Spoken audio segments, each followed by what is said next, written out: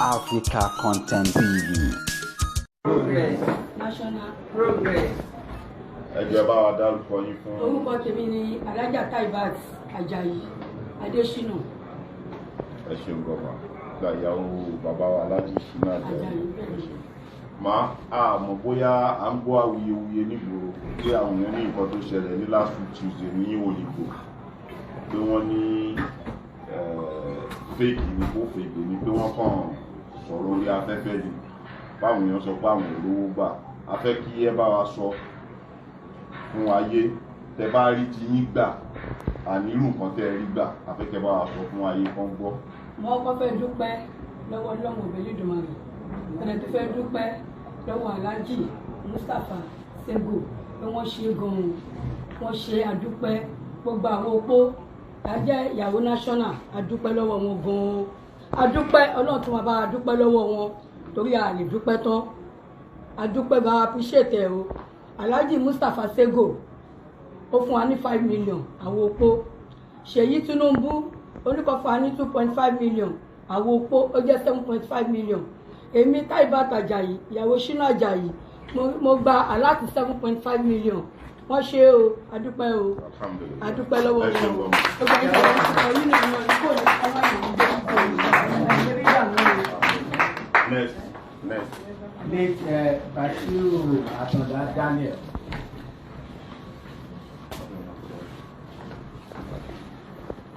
Brother ẹ ṣeun gan. Afẹ́kẹ́ bá wa sọ fún kẹ́mẹ́ bá wa dárúkọ yìí ẹ̀kọ́ bá wa dárúkọ. Orúkọ mi ni Alhaji Orúkọ mi ni Alhaji Ọlákúnlé Daniel, ọmọ B.A. Daniel, ọmọ Agbélépàṣẹ. Ẹ ṣeun gan. A gbọ́ awuyewuye ní ìbúra afẹ́kẹ́ bá wa sọ fún àwọn èèyàn bóyá ẹ ti lówó tí yín gbà tàbẹ́ ẹ ti rí gbà. Ní agbára Ọlọ́run, máa kọ́kọ́ dúpẹ́ lọ́wọ́ chairman wa Alhaji Sego pé ó ṣe gudugudu méje yàrá mẹ́fà pé nǹkan tí ó ṣẹlẹ̀ lọ́dún yìí. Èmi Ọlákúnlé mo receive alert 7.5 mo gba ọ fún wa ní 5 million látọ̀dọ̀ tiwọn àdẹ̀gbà 2.5 látọ̀dọ̀ Seyi Tinubu. Ẹ̀dẹ̀ tí lówó yín gbà. Lágbà ọ̀rọ̀ mi gangan mo receive ẹ ṣeun gan. Àfikún kọ́ba lè mọ̀ pa receive in fact àwọn family Daniel family tájọ́ wọn mọ̀ dọ́gba ọmọ lèmi náà jẹ́ ọ ní kí n present Alhaji Sego in fact mi gan ò tí ì já bí ataba lè jansin kọ́ lè confam pé lóòótọ́ ni nǹkan tí ó wà ń bẹ̀ appreciation náà pé kọ́ lè mọ̀. This is a letter of appreciation from the family of Alhaji Daniel to Alhaji Mustapha Sego and also to our dear brother Seyi Tinubu. Thank you very much. A round of applause. The family of late Adebayo Budari success.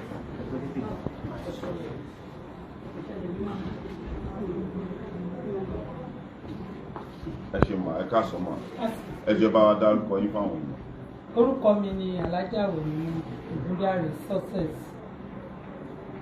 Ẹ ṣe gan mọ̀ ẹ jọ̀ọ́ à ń gbọ́ awuyewuye tó ń lọ nílùú pé wọ́n lówó tí alága Alhaji Mustapha Sego fún yín àtẹ́lẹ̀ tí ṣe ìlú tán fún yín ní ọjọ́ Tuesday ní Òyìnbó. Báwọn náà sọ pé rọ́ọ̀nù pátẹ́gùn lásán ni afẹ́kẹ́ bá sọ fún àwọn èèyàn tẹ bá ti ní ti yín gbà àtẹ́lẹ̀ tẹ bá rí gbà nìyẹn. Ṣé ẹ mọ̀ pé ní state irú nǹkan báyìí ò ṣẹlẹ̀ ó dẹ̀ ti wá ń ṣẹlẹ̀ ó dẹ̀ yẹ kán gbà pé ó ti bẹ̀rẹ̀ sí ní ṣẹlẹ̀ nìyẹn 7.5 ti Alhaji Mustapha Sego 5 million àti ti Seyi Tinubu ó jẹ́ 7.5 ti Seyi Tinubu 2.5 ni ti Alhaji Mustapha Sego 5 million ní gbogbo ẹ jẹ́ 7.5 alert èmi ni mo gbà sọ́wọ́ so kò lè tètè yé wọn àwọn tí wọ́n ponú díẹ̀ torí pé kò ṣẹlẹ̀ rí ó dẹ̀ ti wá ń ṣẹlẹ̀ ẹ̀sìn tó ó dẹ̀ ti yẹ kó mọ̀ pé kíní ó ti ń ṣẹlẹ̀ nìyẹn kì í ṣe lórí tiwa lórí tàwọn ẹlòmíì lórí tàwọn state gbogbo àwọn kíní kò ṣẹlẹ̀ ní ó dẹ̀ ti ṣẹlẹ̀ nìyẹn ó yẹ kó gbà lóòótọ́ pé òótọ́ ni kíní kí Ọlọ́run bá wa já Sego tó bá wa lọ́rẹ̀ ẹ̀mí ẹ̀ lágbára Ọlọ́run á dàgbà á dógbó ATS yẹ á lò ó tó bá ní wẹ́ tó kọ̀ ó tún lè ní kó tún lò kó lo 20 years gbogbo bó ṣe kò ní rọ́ adúwájú pẹ́ lọ́wọ́ gbogbo àwọn executive gbogbo àwọn state executive gbogbo àwọn tó wà tó coordinate gbogbo wa adúpẹ́ lọ́wọ́ wọn ṣe o látòrí bàbá àjílò ẹ̀mí wọn á gùn o bó ṣe ń tó kò ní rọ́ o adúpẹ́ lọ́wọ́ Sego náà o bàbá èbúté bó ṣe ń ṣe ó wùwà bàbá èbúté máa báṣà ẹ lọ Sego mustapha máa báṣà ẹ lọ iṣẹ́ rẹ̀ máa lẹ́wà lọ́rùn o Sego máa báṣà ẹ lọ Ọlọ́run gbà fún ẹ máa báṣà ẹ lọ Sego máa báṣà ẹ lọ. Of the late Saka Saula.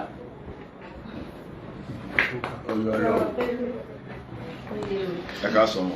Ẹ ká sọ. Ẹ jẹ́ bá wa dárúkọ yín. Orúkọ mi ni Alimot Saula Saka. Ẹ ṣe ọgbọ́n mọ̀. Àmọ̀ pé ẹ̀yin náà gbọ́ ọ̀rọ̀ tó ń lọ ní ìgboro tán látẹ́gùn lówó tán ní kan fún ìjọ Tuesday. A fẹ́ mọ̀ bóyá ẹ̀rí kì í gbà bẹ́ẹ̀ rí gbà. A dúpẹ́ fún Ọlọ́run. Àwárí owó ní ilé títí wa. Èló lẹ rí? We have of Alhaji Saula Saka. Yes, ma'am. So láti ọ̀dọ̀ Sego a rí 5 million. Látọ̀dọ̀ Seyi Tinubu a rí 2.5. So the alert gbogbo tó wọlé ó jẹ́ 7.5 million tó wọlé. Ẹ ṣe lọ́mọ. Ẹ ṣe mọ̀.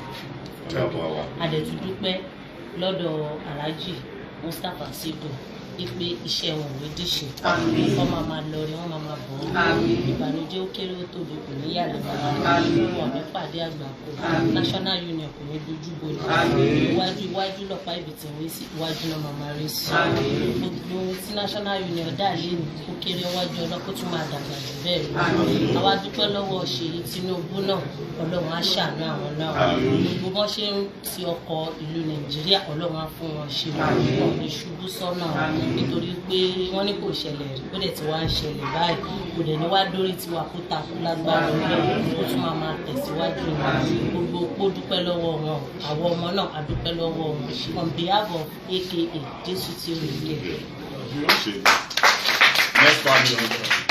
Number 5, representative of late Alao Adewuyi.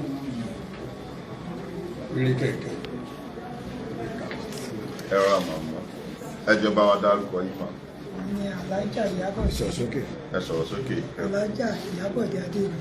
Ok, ẹ ṣeun gan-an. Lórí ọ̀rọ̀ tó ń lọ nígboro la ní ká béèrè lọ́wọ́ ẹ̀yin náà pé bóyá ẹ ti lówó yín àbí ẹ tí ì tẹ́ ẹ bá tí ẹ jẹ́ ká mọ̀ ká lè mọ ibi tá a máa wá sí. Èló lẹ rí mà? A rí 5 million. Yes, ma'am. Látọ̀dọ̀ Alhaji Sego. A dẹ̀ rí 2.5 million. Yes, látọ̀dọ̀ Seyi Tinubu. Adúpẹ́ lọ́dọ̀ wa. Adúpẹ́ lọ́dọ̀ làwọn náà fẹ́lẹ́ ìdúpẹ́ fámìlì wọn fẹ́lẹ́ ìdúpẹ́ Adéwì. This is an appreciation letter from the family of Alao Adewuyi to the chairman and also to our dear brother Seyi Tinubu. Ẹ ṣeun gan. Thank you very much. Èyí náà fẹ́ ṣàdúrà fún Ó yá. Sego Ó yá wọn. àti Tinubu àti ọmọ Tinubu. Lágbára Ọlọ́run wọn ò ní ṣìṣe. Wọn ò ní ṣílẹ̀ tẹ̀. Nígbà tí ebi bá ń pọ̀ náà wọn ò ní rìn lè jẹ́. Bó ṣe ṣe fún opó kò ṣẹlẹ̀ rí. Ó dẹ̀ ti ń ṣẹlẹ̀ báyìí. Kò ní yé ṣe fún wọn. Wọ́n máa mówó nínú owó ni. Wọn ò ní ṣìṣe. Ẹnikẹ́ni èèyàn kéèyàn tó bá náà máa gbé ibi dìde sí wọn ó máa padà sí wọn lórí ní agbára Ọlọ́run àwọn ọmọ wọn wá yàn wá yanjú wọn ò ní fi ọmọ ṣiṣẹ́ ìránṣẹ́ o iṣẹ́ tó ń ṣe yìí wọn ò ní fọmọ di wọn ò ní fàyà di wọn ò ní fara wọn fún ara wọn di àwọn esco tí wọ́n wá ń lò láti orí àjílò Alhaji àjílò títí débi tó dé èṣù ò ní yà wọn iṣẹ́ wọn ò ní kojú ìjà sí wọn àwọn náà máa lọ láyọ̀ wọn máa bọ̀ láyọ̀. ẹ ṣeun gan mọ̀ ẹ ṣe next family. Number 6 on the list, representative of late Jimoh Balogun.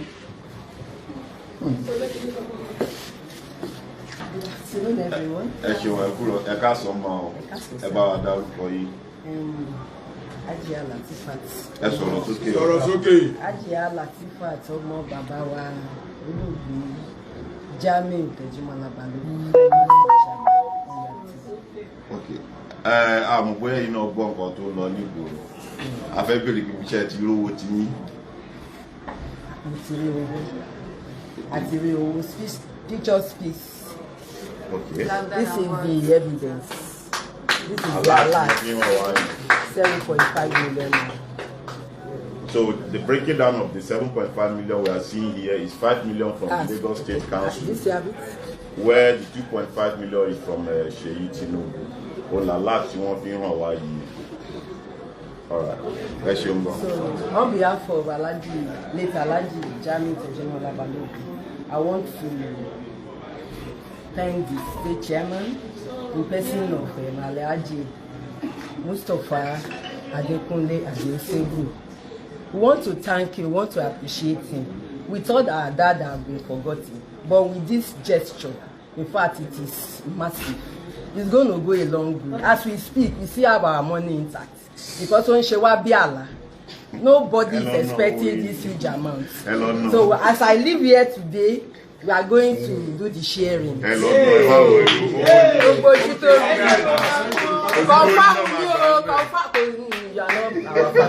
Confirm money at the owó at the pepe at the I forwarded an application letter to the state chairman. Thank you. Next family. Next family on the list, late Akiwale James.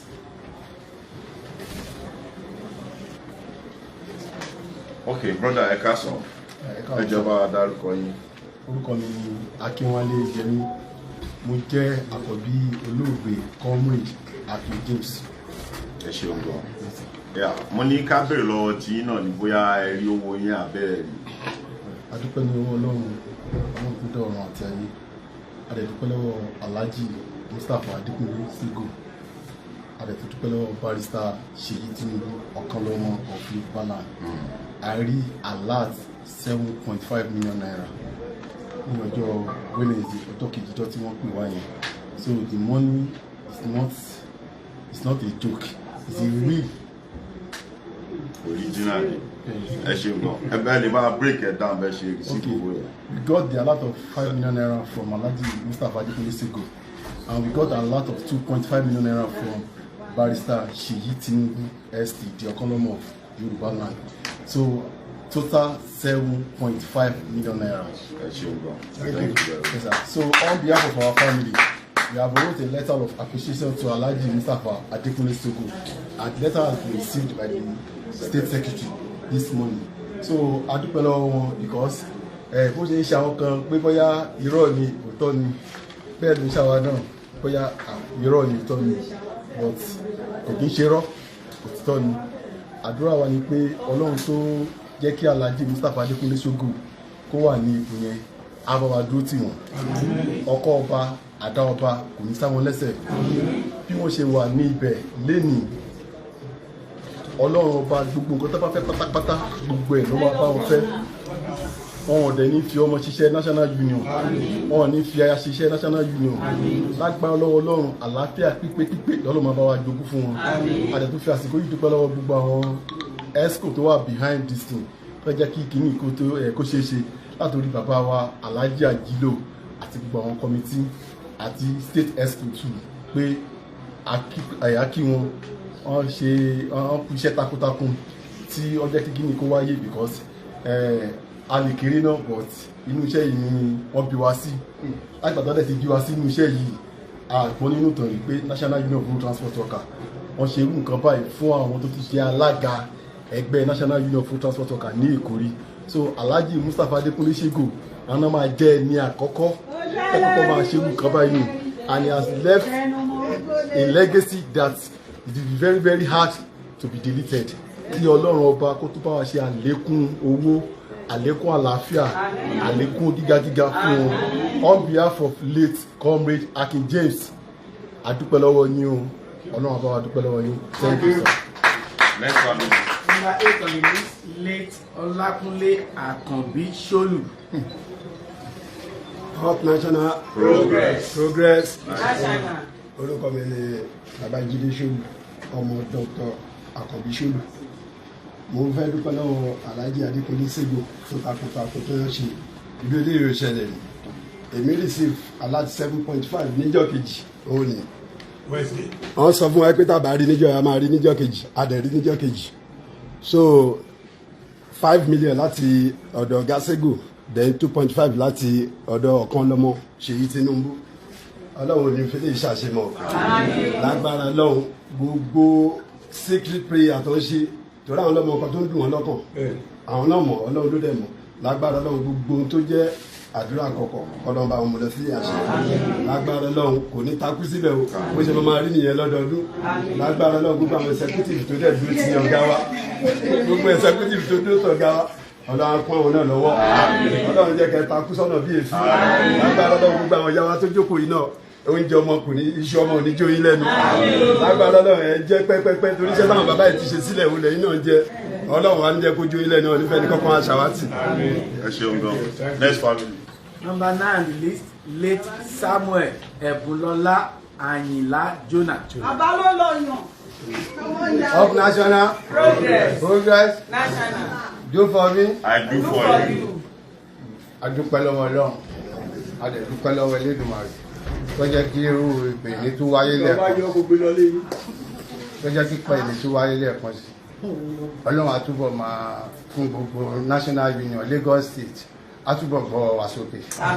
Our family Samuel Ẹ̀bùnlọ́lá Jonah aka ó pọ̀ bí ọ̀rọ̀ ẹ̀ṣin àrí sum of 7.5 million naira láti State Council about 5 million níbẹ̀ látọ̀dọ̀ ọ̀kan lọ́mọ Seyi Tinubu about 2.5 ó jẹ́ total of 7.5 million àrí níjọ́ Wednesday wọ́n fún wa ní pálí níjọ́ Tuesday ó dẹ̀ dúró níjọ́ Wednesday ìyẹn lásán ẹ bá fi dúpẹ́ fọ́lọ́run èyí wọn tán wá jẹ original lélẹ̀ àgbà owó ẹ̀yin ọmọ ìkọ́ ẹ máa bá mi torí pa àgbà 7.5 àgbowó ẹ jẹ́ ká dúpẹ́ lọ́wọ́ Alhaji wa Sego Ọlọ́run tó ń bá wọn tó kò ní dàrú mọ́ wọn lọ́wọ́ a lè gbàdúrà fún Ọlọ́run ló máa bá wa sórí fún wọn Ọlọ́run ló máa bá wa gbàdúrà fún wọn tàbá ń sọ tiwa ń sọ tiwa ní mọ̀ Ọlọ́run tó láyé àtọ̀run á sóre fún wọn ọ̀rẹ́ tọ́rẹ́ bá dẹ̀ sọ fún wọn náà á dé orí àwọn ọmọ wọn alákòóbá aláyàngbá